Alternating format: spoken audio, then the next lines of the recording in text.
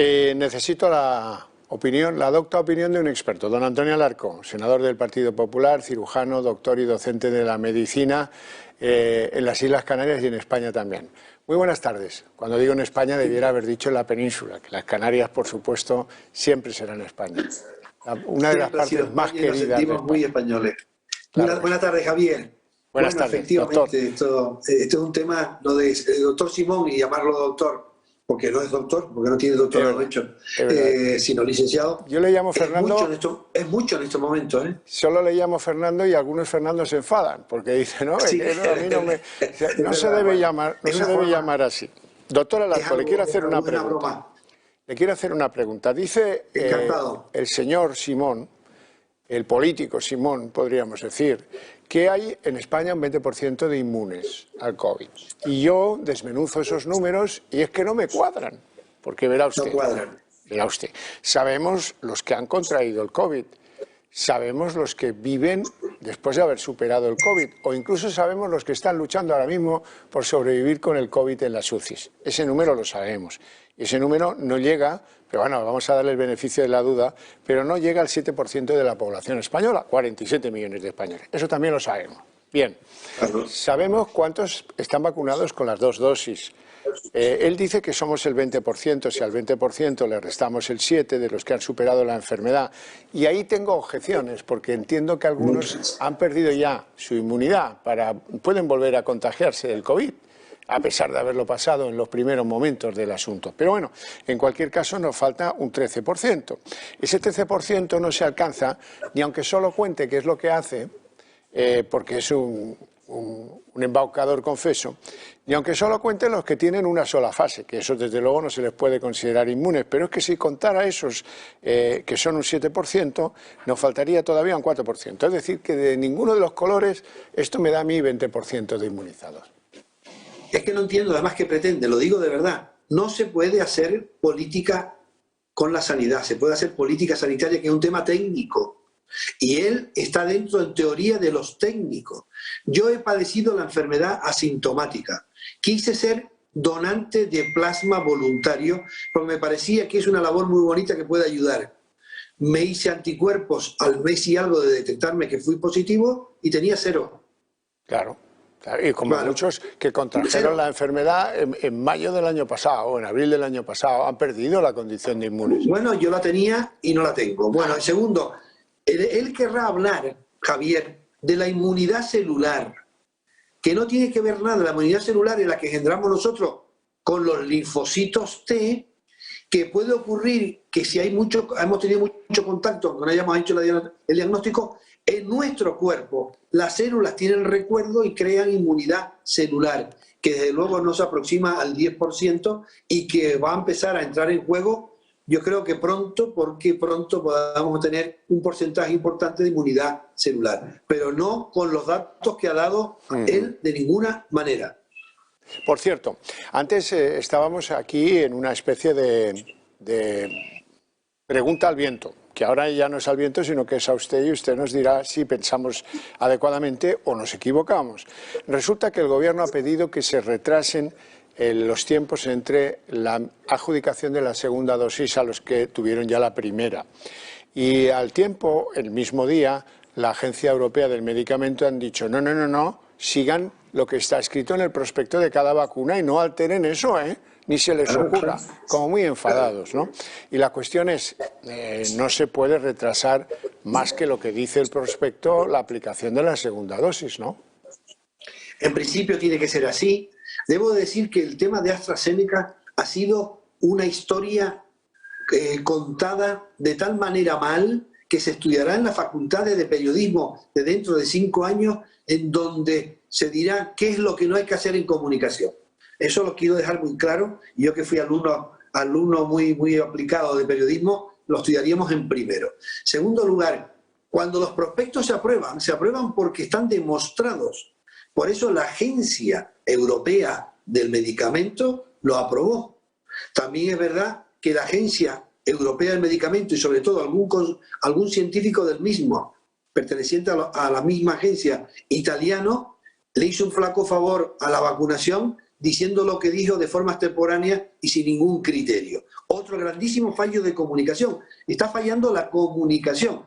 Y la Unión Europea, a la cual yo creo, soy un europeísta convencido, ha tenido unos fallos de comunicación infragantis, que no son propios de la Unión Europea, que también le ha hecho un daño. AstraZeneca tiene un prospecto producto de la demostración científica y hay que cumplirlo. Si el antibiótico es cada 6 horas y usted dice que lo da cada 8 porque no tiene, el efecto del antibiótico no se garantiza de ninguna manera cada 8. He puesto un ejemplo muy sencillo. No se pone cada 8 porque sí, porque es cómodo para el horario, o porque es cuando te acuestas, o cada 12 porque te acuestas o te levantas. No, es porque la efectividad farmacológica de este medicamento. Y la vacuna es un medicamento como otro cualquiera, que tiene una regulación clara y precisa. Y el intentar justificar, primero, no hay ningún criterio científico publicado, ninguno, que diga que hay que suspender la vacunación. Y el que lo tenga, que lo saque a la palestra para a verlo todos. Ninguno. Con lo cual se ha suspendido por un principio de prudencia política, no científica. Y yo me refiero, perdonen que hable en singular, la información que uno tiene por la formación y por nuestra fuente, Chicago y Wisconsin, no hay ningún trabajo que diga que hay que suspenderla. Y se suspendió. Principio de prudencia política. Posiblemente se podría llamar de otra manera. ¿Qué hay que hacer con los que están vacunados en España? Digo en España y en el mundo, pero en España, en Europa, con AstraZeneca. Poner la segunda dosis de AstraZeneca. ¿Qué garantías una tiene? El prospecto, lo que hay y lo que está publicado. Es una vacuna segura. Es una vacuna segura, igual casi un poco menos de eficacia en el sentido de inmunidad que la de Pfizer y la de Moderna. Y eso es lo que hay.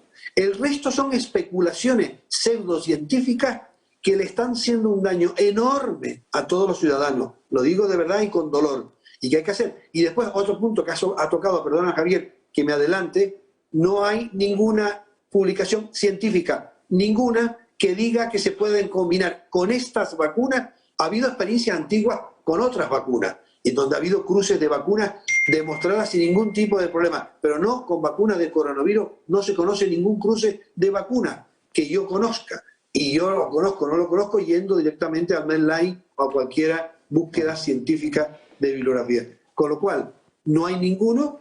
Luego no se puede hoy aplicar criterios científicos. Va a ser uno el Carlos III. Me alegro.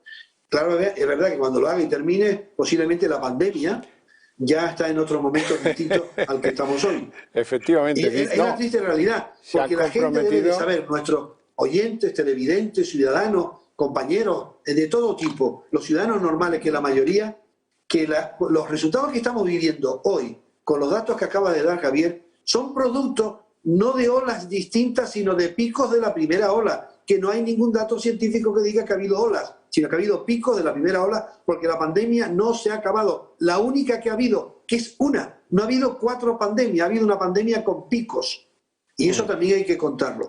Con lo cual es evidente que se están utilizando los criterios de una forma muy mala, y además el no vacunar hoy tiene un efecto multiplicador negativo, porque se acumula. Y si usted no vacuna hoy un número de personas y tarda en vacunarse, la morbimortalidad al final es más alta. Y cada día que se pasa, no es un problema de vamos a esperar 30 días sin vacunar, cada día que se pase tiene un efecto acumulativo. No vale decir ya veremos lo que pasa, no. Hay que vacunar con lo que científicamente está probado y demostrado, y eso de parar por parar, aunque tenga un principio de prudencia, no tiene ningún sustento científico. Y como no lo tiene, y tenemos que llevarlo por la evidencia científica para todo, pues por favor, llevemos la evidencia científica para todo. Permítame abusar de su capacidad didáctica y acompáñeme, cójame de la mano y lléveme por estos datos que vamos a exhibir en pantalla. Yo los voy a comentar y usted me certifica que eso coincide con los datos que usted maneja o que usted ha conocido. Estamos valorando el riesgo de trombosis. Estamos valorando un gráfico que va a aparecer ahí en la pantalla. El de las vacunas y el de contraer la enfermedad del COVID. Dice este cuadro, cuyo autor es la Sociedad Española de Trombosis y Hemostasia, SETH, dice este cuadro que el riesgo de un incidente trombósico con la vacuna de AstraZeneca es del 0,0006%, 3 ceros después de la coma. Dice también que la vacuna Janssen o Johnson & Johnson, como prefieran, tiene un riesgo de producir incidentes trombóticos con la vacuna después de ser administrada del 0,0000, esto es 4 ceros, 9%. En la otra columna están los riesgos derivados de haber sufrido el COVID. Caso que tú lo tengas en tu casa, que no requiera ingreso, que lo superes bien, en tu casa, sin ingresos, sin tocar un hospital, has tenido un riesgo de un 1% de tener un proceso trombótico después de haber contraído el COVID.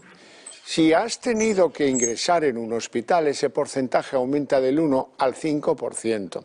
Y si has tenido que pasar un tiempo de tu ingreso en una unidad de cuidados intensivos, en una UCI, entonces ese porcentaje aumenta brutalmente entre el 20 y el 25%. Siendo que los riesgos de lo que nos puede pasar por contraer el COVID, que están a la derecha de su imagen, son infinitamente mayores que los que se derivan de las más peligrosas de las vacunas, saquen ustedes conclusiones. Doctor Alarcó, ¿estoy en lo cierto o me equivoco en algo? No, son datos que también utilizo, son los mismos, Javier, están explicados claramente como se darían en clase de segundo, tercero o cuarto de medicina, sin duda, o como se explicaría a cualquier persona que no sepa de medicina, y que estos son los datos. Ahí podríamos sumar también algún otro medicamento que se utiliza muchísimo, como la anticoncepción oral, que es un adelanto importantísimo de la humanidad, que tiene un índice de trombosis muchísimo más alto. Quiero decir con esto que es así, la pura realidad. Y además, la pura realidad, a sabiendas que todavía no hay una demostración evidente, directa, causa-efecto de la vacunación con esa trombosis. Parece ser que sí, pero hay que demostrarlo. En ciencia hay que demostrarlo, auditarlo y presentarlo.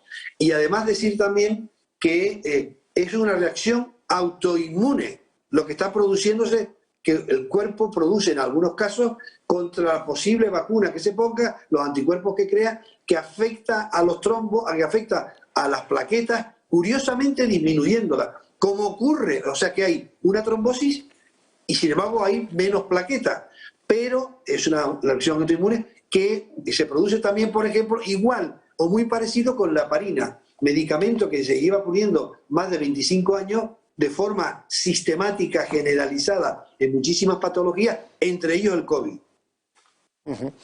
Doctor Alarcón, le agradezco mucho sus explicaciones, le deseo una feliz tarde, nos vemos, seguimos esto del COVID hasta donde nos lleve.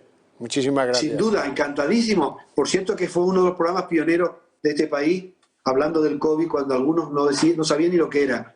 Por cierto, algunos lo comparaban con una gripe, acuérdese usted. Con una gripe que afectará a 2 o 3 personas. Sí. Por cierto, Javier, 6 gripes este año en España. Sí. Bueno. Mascarilla y 14 millones de vacunas. Es lo que hay. Sí, señor. Muchísimas gracias, doctor Alarcón. Un abrazo muy fuerte. Muchas gracias. Igualmente.